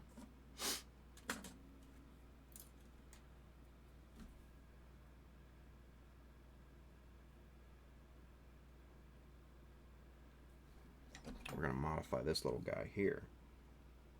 We're going to cut him down to what we need. just like that. And boom. Yeah, we got it. We got it. All right, cool. So now what we have here is a 1mm hangover into the piece. And what we're going to do is we're going to draw a line right there. And then we're going to do the same thing on this side. Just like that. And we're also going to draw that line there. Just like that. And let's see if that's enough. That's not bad. That's not bad. All right, so these are, let's get these open here. And whoop, right, just like that. And let's get one of these pulled out of here because these are, should be 1.6 millimeters in diameter, right? So we're gonna do our due diligence. We're gonna measure it and all that good stuff, right? So let's see here. I dig these, the look of these, right? Ooh, wait a minute. Who in the hell did this? Inches, no, there we go. Now we got it. Okay, now it's zeroed back in. 1.6 on the money. Okay, cool. Excellent, excellent, excellent. So we're gonna put that ever so carefully right down there, and we're gonna pull out our cheat sheet here for our wire gauge drill bits, and I see that 1.6 is number 52. Word. Okay, so we get where'd our oh, there it is. We get our drill index out here, and we look for drill bit number 52. And let's see, 52, this guy right here, that's number 52. All right, put our drill index back there. Let's get out, let's get our pin vise going here. We need something a little bit larger than that one, but smaller than the one in the other one. Let's see, and this looks like the winner right here. And we'll get caught up with the chat here in momentarily. Don't you worry about that. All right. So now, first things first is I always drill into a scrap piece first, right? Just find yourself a little scrap piece of plastic or something like that. This, I think, is a little bit too thick for our purposes, but here's a 1mm, yeah, here's a 1mm piece right here that we're gonna drill into. And then we will test fit this. And then also, let's see that. So this might be a little bit too close to that corner for my taste, but let's see if this fits appropriately in this sized hole here. This should fit nicely.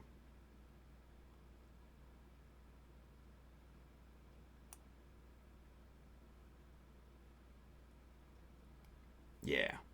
Yeah. Nice and snug. Nice and snug. I like it.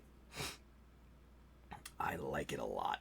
Okay, so that drill bit is perfect. Now, what we need to do, I think, is relocate things just a bit, right? Just a tad bit. And what I'm going to do is we're going to pilot this thing just a hair north and east of that line, all right? So we've got our pilot hole here. And if worst comes to worst, if we don't like this, we can just fill it in with super glue. Not a big deal. All right, so see, that's right on the edge there, and I like it because it's like it still has some room up from the bevel, right?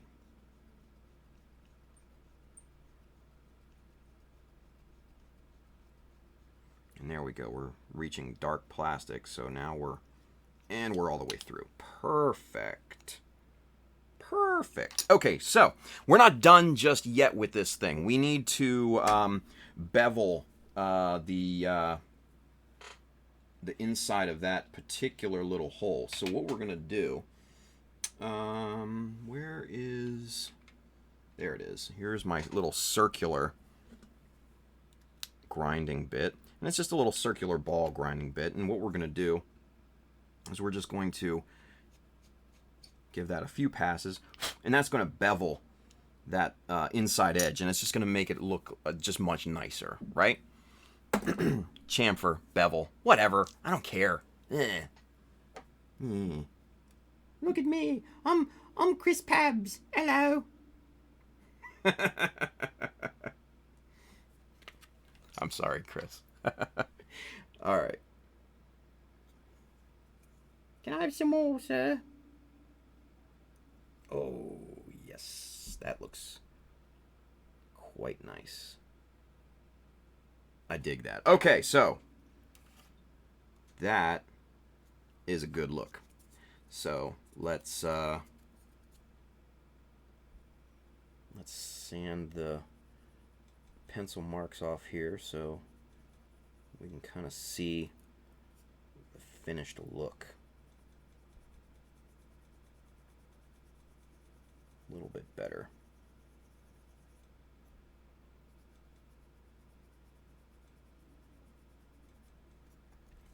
Okay. Yeah, that's money. That's money in the bank. Okay. There we go. All right. Now, let's get you guys super zoomed in so you can actually see what's what here, right? And then we'll catch up and we'll finish out with the chat, okay? Because I know I just made fun of Chris. Sorry, buddy. All right. Let's see. Let's see. Boom and boom. And let's get this in frame. Oh, it didn't go to 5x. Go. Boom. There we go. Yeah, look at that. That, I think, looks really quite nice. I dig that look. I dig that look. Yes, I do. Yes, I do. There you go. Yeah. See, that's clean. That's clean. And it's simple, right? I dig it. Yeah. Done. Dunzo. Yeah. So that's going to look really, really good on the leg itself. And let's take a look at that kind of finished look here, right? Now, I purposely made this hole just a little loose and all the way through so that we can fit this in appropriately when it comes to finish paint and everything like that, because the paint and the primer obviously are going to make the tolerances much tighter, right? Yeah. Yeah, look at that. See, that looks pretty damn good. Let's get you zoomed out just a hair. Look at that. Yeah.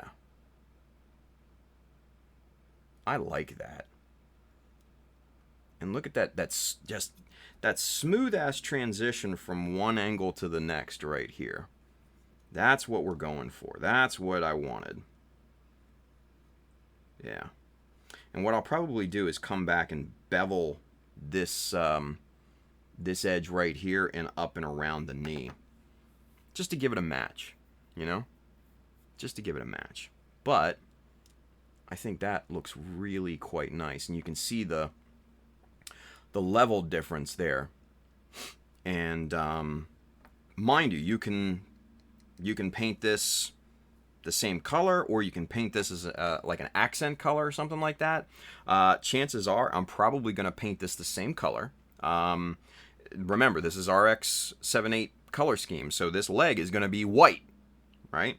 So I'm probably going to just paint all of this white, and but you're going to have, you know, this this separation line here, so that's going to look like a separate piece, and I think it's going to look really, really good. Yeah. I like it. I like it. I like it a lot. Yes, sir. Booyah. We'll just leave that right there. And zoop, right back in. All right, let's get caught up with the chat. And then we're going to finish this one out here for the day, shall we? And I know I missed a lot here, so let's scroll back.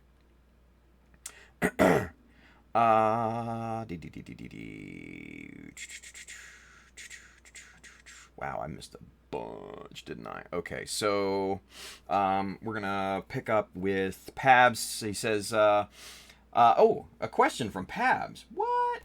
We have a question. Hey, have you ever had trouble sanding edges straight? No, because what I'll do is I will use a sanding block.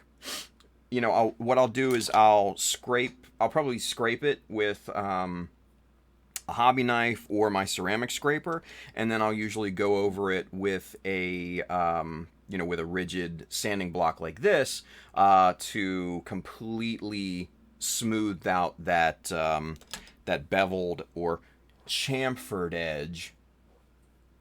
So yeah, that's what I'll normally do. William Wilms, he has a question. Jesus, this is going to be rapid fire, isn't it? We have a question. Boom. He says, do you already have a backup plan for GBWC if this project isn't completed in time? No.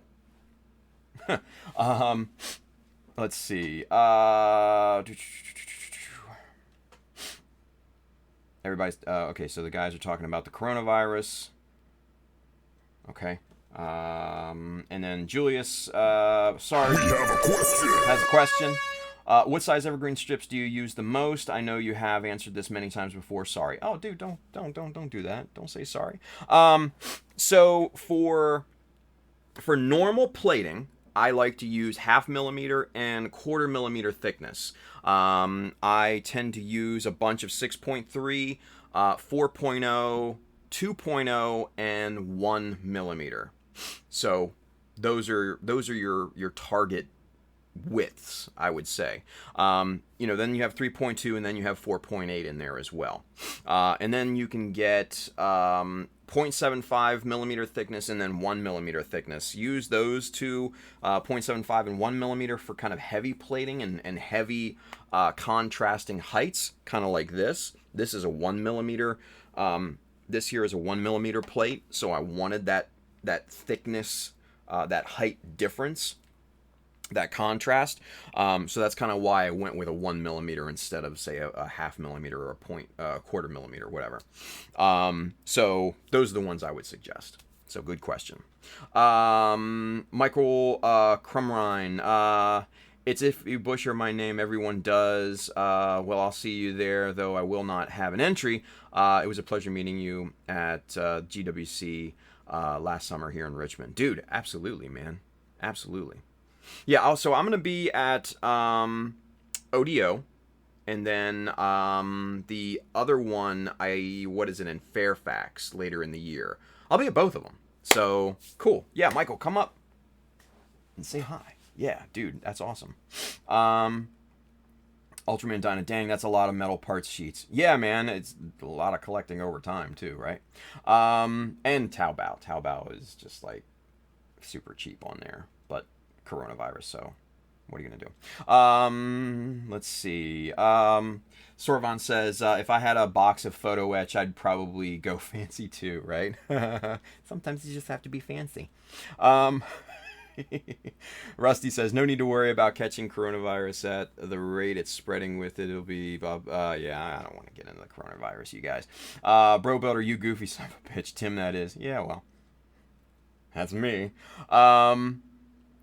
Let's see. A lot of back and forth talking, all that good stuff. Nice cheat sheet. Dude, yeah, you need a cheat sheet for the wire gauge stuff, man. And I just downloaded this off of Google Images, right?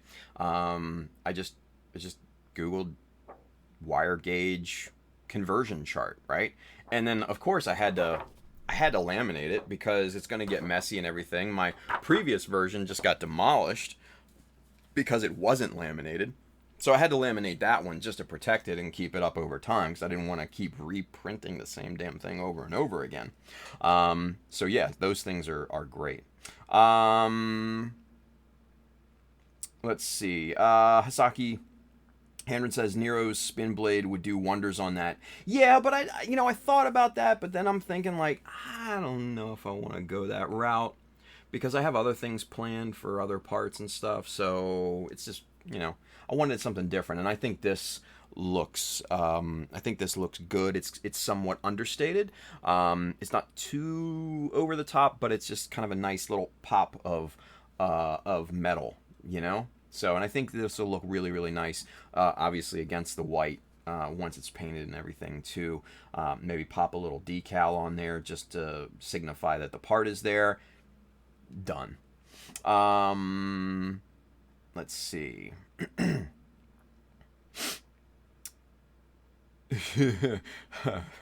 Brian Brovoter says Tim volunteered in the elementary school office. Yeah, right. Chris says LMAO exposed me, right? Let's see. Catching up. Back and forth. Brian says, sexy shit, Tim. Thank you. Ultraman Dyna. Tim, that looks great. Thank you. Handren says, chamfer the shit out of it. Right? Exactly. Brian says, Tim's vaudeville voice is odd. Yeah, well, I've heard that before. Ultraman Dyna says, I'm not sure where in Tokyo we'll be staying, but it's most likely going to be in Shinjuku or Shibuya area. Man, just go over there on the train. Gundam Base and all that. You'd be good. Dean, we still streaming? Seems so. Ultraman Dyna. Come on. There we go. Where did you get that laminated list drill bit of sizes? Oh, like I said, Google. I just Googled it, man. Googled it, printed it out, laminated it. There you go. Easy peasy. Dean says, how long has the stream been? 2 hours, yeah. Let's see. Vincent Hoyne? God, I'm sorry, Vincent, if I'm butchering your name. Do you usually paint over your metal details and then repaint them later? It depends. Sometimes I will just paint the metal detail parts. I did that a little bit on the Hummingbird, and I did that a little bit on Ozzy, and I think I actually did some on Airdrop. But some I left exposed, just exposed metal. But then what I'll do is if I'm weathering it like I did Airdrop, I will hit those with the powder, like the Tamiya weathering powder. I'll hit the metal parts as well just to tone those down a bit, because bare metal just is like a super, super contrasty look. Now, for this particular kit, I think what I'm going to do is I'm going to go super, super light on any weathering, maybe just a little bit of edge highlighting and stuff like that. But overall, I think I'm going to keep this particular piece very, very clean, right? So for this particular part, chances are I'll probably leave this bare metal just to keep it in line aesthetically. So that's, I think, what we're going to do. Henry says, got my spin blades from Galactic Toys a few weeks back. Love those little things. Yeah, dude, I love mine too. Brandon has a question. Why use wire gauge drill index instead of a metric set? Because they're much, much cheaper and easier to get here in the States. Trust me, look for a metric drill bit set with that number of variety of drill bits. It's going to be $100 easy. This one was like $50. Simple. So that's kind of why I went with wire gauge drill bits instead of metric. It's just super hard to find, at least here in the States. Juan Ferrer, where can I... Oh, sorry. We have a question.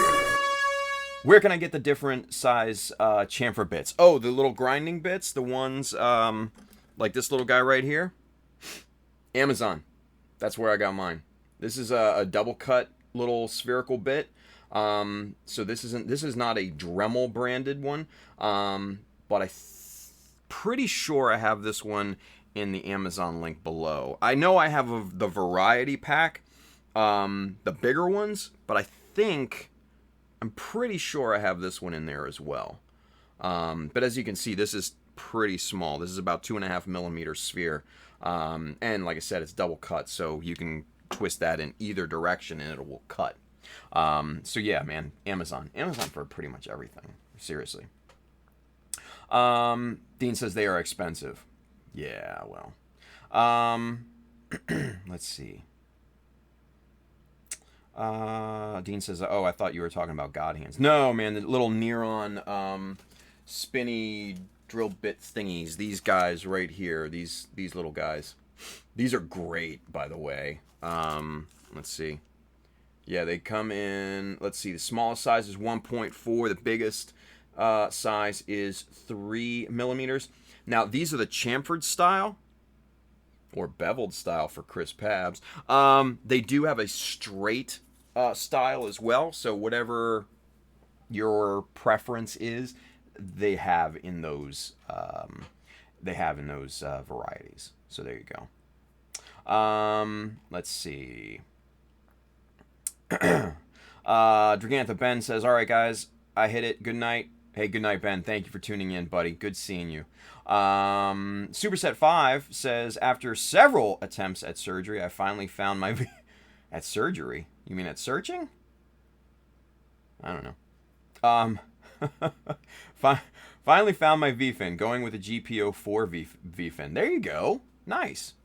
Juan Ferreira says, yeah, I see seen the Koreans have them in different sizes, like 2.5 and 3.0 and stuff like that. Yeah, you know, it's just much easier. It's much easier to find metric drill bits in other countries. We are barbarians in the U.S. and we still use Imperial, so I don't know why. What are you gonna do?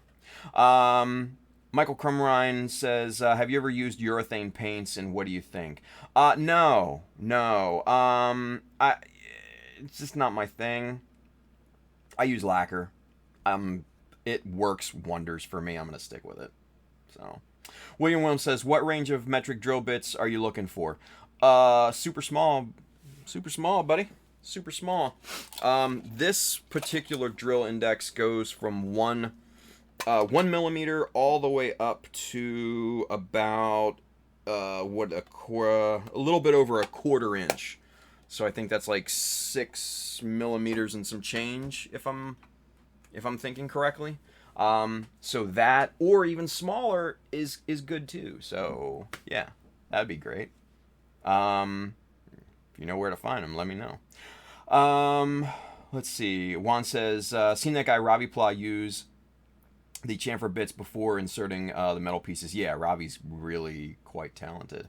Brandon says, Neuron just released a larger set of those, Tim, up to 4.5 millimeter. Interesting. Chris says, I don't see those chamfer bits on your referral link. Quick at it, right? Well, oh, and Brandon says, I stand corrected, up to 4 millimeter. Okay. Interesting. Very cool. Good stuff. All right. So, there we go. Quick hitting. Comment. Blowout. Question. Rapid fire. All that good stuff. Good stuff. All right. So, let's see. Next week. It'll probably be pretty much the same as this week. Julius Dempsey. Brandon got a link for the drill bits. Galactic Toys should have them, I think, or USA Gundam Store. I don't know if Adam has them or not, but check either or, I would say. Yeah. So next week programming. Next week's gonna be the same as this week. Monday and Friday, no Wednesday stream because I'm gonna be traveling to Fayetteville, Arkansas, on my birthday of all days, which is Tuesday. Jody, Perth Zaku girl, if you're watching this, happy birthday. But I'm sure I'll say that to you on Monday as well. But, so let's see. We'll be off tomorrow, obviously, because tomorrow's Sunday. And then we'll jump back in here on Monday and pick it back up. Mechanism actually is next Friday. So there's only going to be one regular stream next week, and that's going to be Monday's stream. And then we're going to jump on Mechanism. And then the day after that is ODO. Yes, sir. Hey. Ultraman Dyna, today's his birthday. Look at that. Happy birthday, Luis. Everybody say happy birthday to Luis, man. Good stuff. Raptor and some numbers. If they meant the drill bit set you chose from, it's in the Amazon link. Yeah, exactly. He was talking about the spinny bit blade, the Neuron, these things. These are sorry, I didn't mean to flip you off there. These are actually not in the Amazon link, but yeah, for the drill, this is definitely in the link. Those are definitely not. So there you go. But good stuff, man. Shout out to Mr. Ultraman Dyna, Mr. Luis. Happy birthday, buddy. Good shit. All right. So, with that said, you guys, let's end this. If you guys want to rep Child of Mecha, or, hey, even better, Mecha Army, go hit up www.childofmecha.com. You'll find a store link up at the top there. Hit that, and then you'll be at the store with shirts and hats and all sorts of other cool stuff. Go get you some. I heard they're pretty cool gifts for Easter. And then if you are interested in the tools and materials that we have worked with here tonight, because we worked with a myriad of things, go hit up that little Amazon link just below here on Twitch and YouTube. That side, if you're watching on Facebook, I do get a bit of a commission based off the stuff that you buy, but it doesn't increase the price for you. And it goes to help out the stream too, so FYI. After that, if you are in need of model kits or paints or accessories or Mecha Decals, go hit up our good friends right down here, USA Gundam Store. Adam and the fine folks down there will definitely have what you need. Yeah, so there we go. Hey, 34 minutes until Chris Pab starts to stream on Instagram. Go watch that, because that'll be interesting. Chris, are you working on the Neo Zeon tonight? I would imagine so. I don't know. I'm guessing. Anyway. So, with that being said, you guys have a wonderful rest of your weekend. Go build something cool. Be safe out there. And I'll see you guys on Monday. All right? Take care, guys.